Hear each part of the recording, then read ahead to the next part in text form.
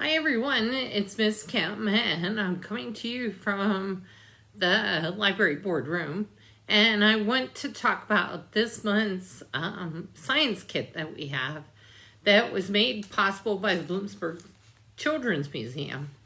So downstairs we will have little packages like this, and you're going to talk about what is pH.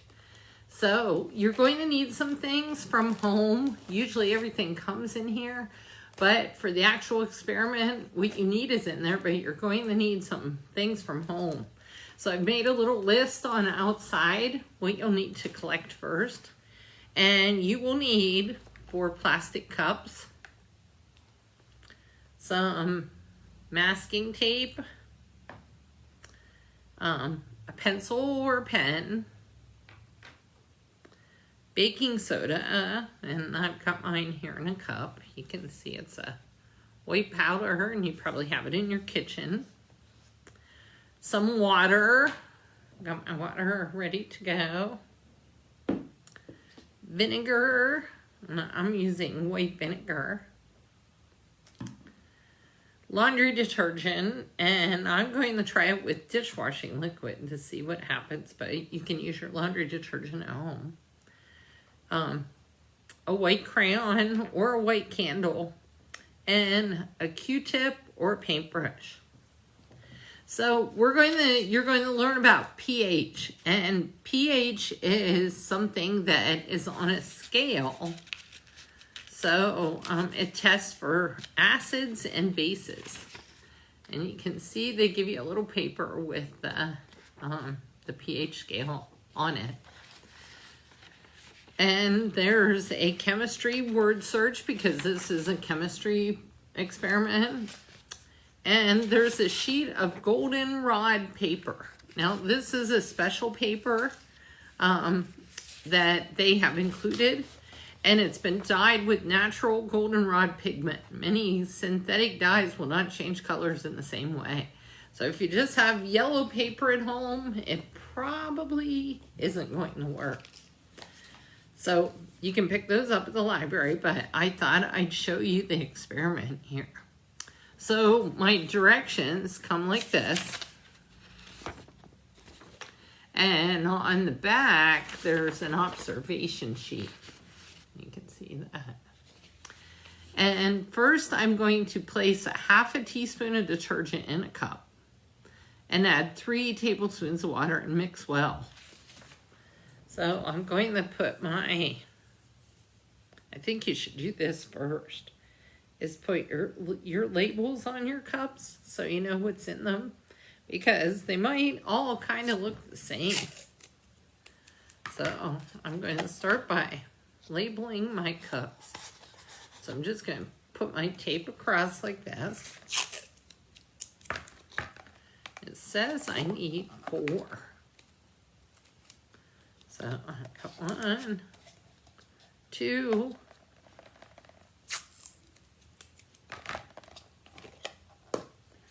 3, and 4. I included a couple extra cups just in case I decide to experiment with something else. So I got my 4 cups ready to go. And it says my first one is detergent. So I'm going to write detergent on my cup. And my second one will be baking soda. So I'm going to put baking soda. So I've got my baking soda. And my third cup will be vinegar.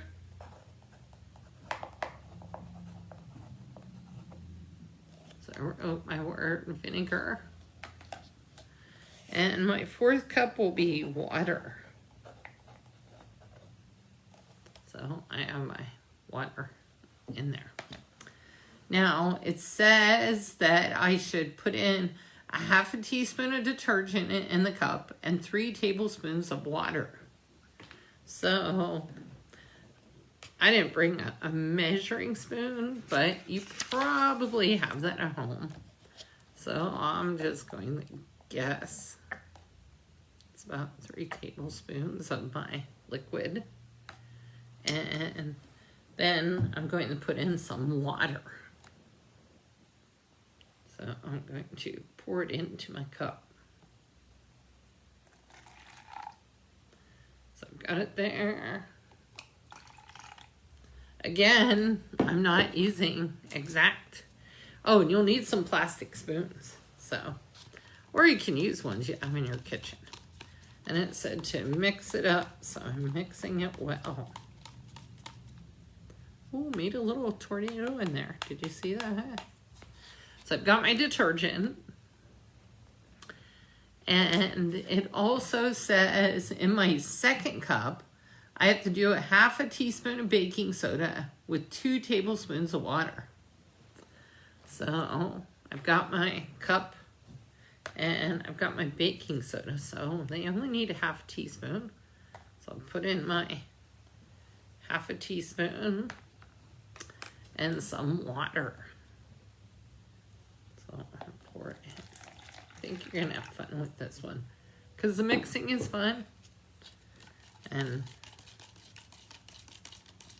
it says to mix it well. Oh, this looks a little different than the first cup. So I'm mixing it well. And in my third cup, it says pour a small amount of vinegar into a 1/3 cup. So I'm going to get my vinegar. And pour a little bit in. So I poured a little bit of vinegar into my cup because it says a small amount. And in my 4th cup, I'm just going to, it's water. So I'm just going to put in some water from my pitcher. So I've got water. And you can see all the cups look a little bit different in how they appear. So this is detergent. This is baking soda. This is vinegar. And this is water. Now it says, using the white candle or white crayon, write your name or a secret message on or picture on the goldenrod paper. So I have the goldenrod paper, and it says to write my name or a secret message. So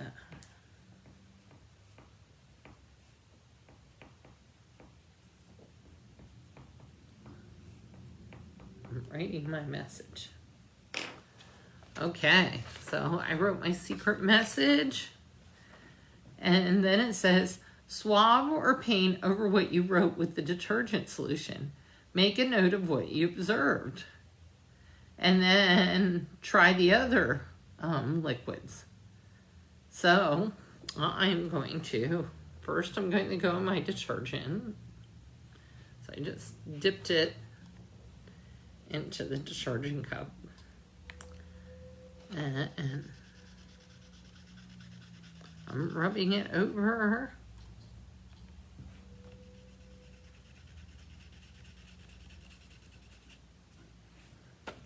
So that was my first observation, was I can now see what I wrote where I couldn't see it before. And so that was the detergent one. Now let's see. I'll try the baking soda. So I'm gonna rub it on my baking soda. And this is what I made with the baking soda.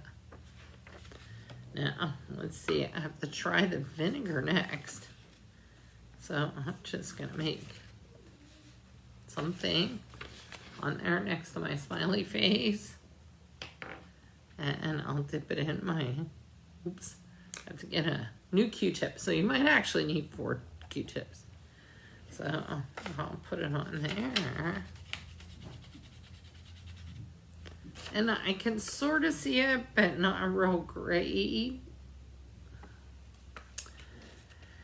And my last one is the water cup. So let's see. I'll make another. And I'll dip in my water.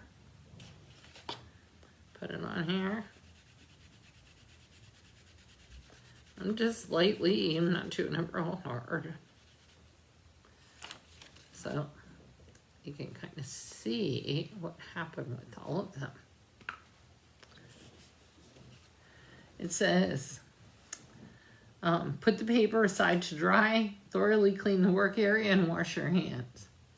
So it gives you an explanation as to why this worked. And you can see they all had a little bit of a different result.